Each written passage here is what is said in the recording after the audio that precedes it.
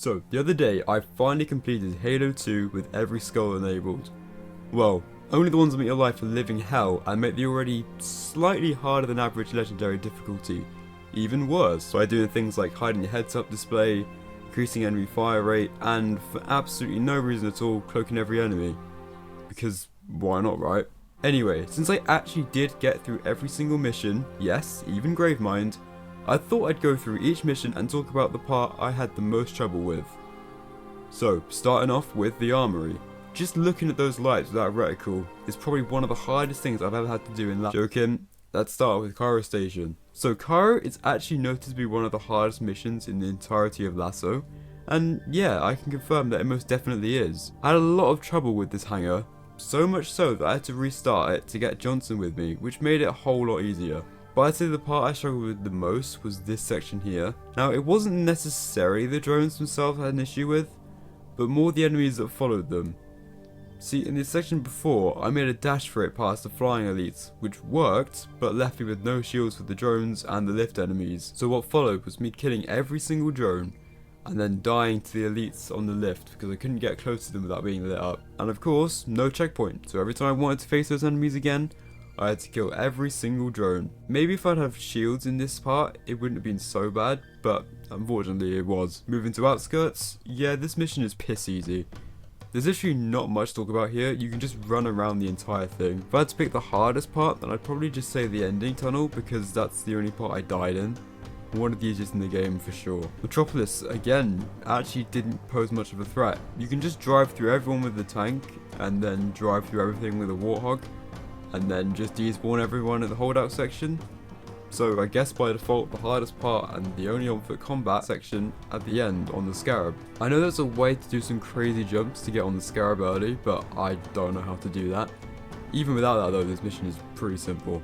Okay, now here's where things start to step up after the 2-mission reprieve in outskirts of Metropolis. The Arbiter doesn't play around, which is ironic because it's one of the easiest on base legendary. So this is, as the name suggests, the first mission of 6 where you get to play as the Arbiter, whose ability is to go invisible. Unfortunately, however, this lasts about 5 seconds on legendary, so you can't completely skip past everyone, but it does help in certain situations. I had a little trouble right at the beginning, but it was this whole sequence when the enemies come out the door in the hangar that caused me the most issues on this level. I tried to sneak past them, but that didn't work because my camera would run out, so the next enemies would see me. I tried to let them out and then go through the door, but that didn't work because the carbine elites would see me and kill me. I tried to backsmack all the enemies as they came out, but that didn't work because I just get smacked first. I spent ages on this bit alone just trying to figure out what the best way of dealing with it was, and I eventually found that it was just best to camo through everyone and head glitch into the pillar and pray I got a checkpoint. And thankfully, that I did. Never have I struggled with this mission as much in my life.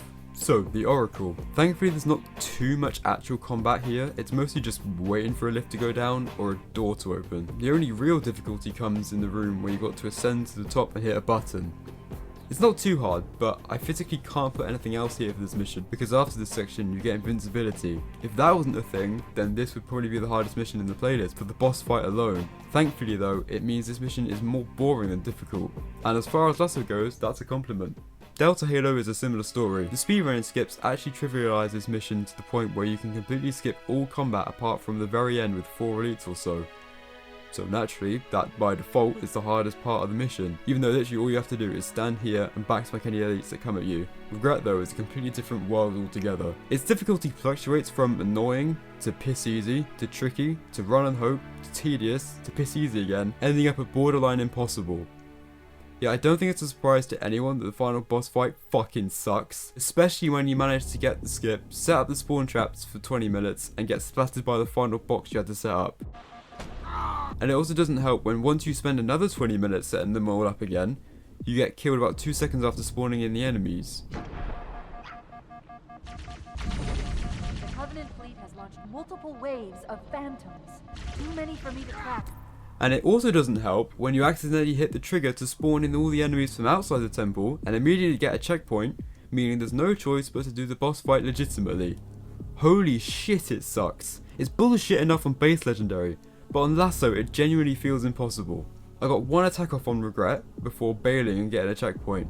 However, I got no more checkpoints throughout the rest of the level, so I had to get 4 more in one go. Yeah, fuck that. Awful, awful experience. Thankfully, Sacred Icon was fucking shit as well. I really don't like this level anyway, and it's really not good for morale when the shields are so low you consistently get gobbled by popcorn. I even had to restart the level because I went too far in this section and had no shields, meaning I had no way of doing a grenade jump to skip it, and because Flood are hardly affected by melee in Halo 2, I had no way to get my shields up.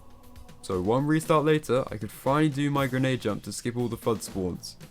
The hardest part, however, was only due to my incompetence. So at the end, you're supposed to have this massive holdout section, but if you do a grenade jump, you can camp on the wall and just let Shipmaster take a map all for you. Doing the grenade jump skips an enemy spawn trigger, but if you go back through, then it will spawn them in. And guess who touched the trigger when looking for a tree to jump out the map, then got a checkpoint right after?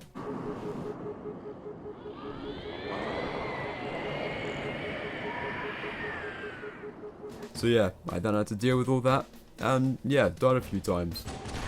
Quarantine Zone thankfully was way easier. The only real challenge for me was the last 5% of the ghost section. I had some BS deaths, like here, camoing the perfect time, but yeah, overall, not a really hard level. Unfortunately, the complete opposite can be said for Gravemind, without a doubt the hardest level in the game, and probably the series. Seriously, the first half of the level up to Prison Skip is genuinely the hardest thing I've ever done in a video game. So you start off in front of 2 brutes with the shields already down for some reason, with about no exaggeration, 0.1 of a second to duck behind cover. Then if you somehow survive that, then you have wave after wave of grunts and brutes.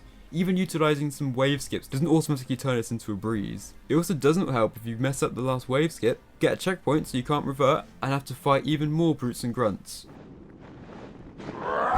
Once you escape that hell, then you've only got another infuriating section outside. You don't have to kill everyone here, just enough to make the remaining brutes berserk so you can run past them. But don't kill too many, because that will spawn in the reinforcements. Unfortunately though, to get to that point, you have to kill 2 or 3 brutes who are probably wielding a carbine and can shred you in half in a second. That combined with a quite frankly shit vantage point and very uncooperative door, and you got yourself one hell of an annoying section. Oh, and that's not all.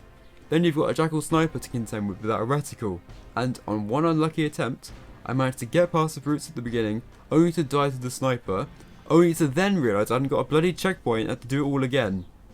The latter half of the level, even including Prison Skip, isn't too bad, but yeah, that beginning more than makes up for it. Thankfully, the last 3 levels are really not too bad, and a nice reprieve after Gravemind. Uprising has a major skip about a third of the way through, which lets you end the level early, and to add to that, it's probably the easiest skip in the game. I wouldn't say there's a standout tricky part in Uprising, but if I had to nominate one, then I'd probably have to go with the last outside section. Only because I had no shields, and you have to get to a specific point to trigger the next enemies, which I wouldn't say was hard, but I had a couple deaths there. High Charity target section was probably just moving from this area to the Dark Halls. If you wait just by the door, then you can bypass the Flood, most of the time, but you need to act quickly because sometimes they follow you to the next room, so you gotta make sure to grab the sword and slice them up if need be. And finally, the Great Journey. Again, this mission really isn't the hardest, and the boss fight at the end becomes rather straightforward once you figure out how to duplicate Johnson. The hard part in this level is the whole sequence from these brutes to these brutes. I tried so many times just camoing through them until the one attempt where it worked, which took a while, but when I died, I got reverted to here, so I made sure to get a checkpoint a little later on, and tried again, and again, and again. This took ages. I'd either die to the brutes in this room, the brutes who came through the door, or I'd mess up this jump here. Without fail, one of these things would happen. I also needed to make sure I killed a brute with a brute shot for a trick a little later on in the level. With all that done, I could finally move on, but this time I triple checked to make sure I got a checkpoint, and thankfully, I did. Well, there we go. Those are the hardest bits in each level of Halo 2 LASO for me. I'm so glad to be done with that. Some levels were weirdly fun, but others were just a pain. That coupled with the game crushing 1 in about every 3 times I booted up a level, just made for quite a miserable experience if I'm honest. I have no clue what LASO I'll go for next, whether I will do it solo or co-op or when I'll even do it, but rest assured I will get them all done.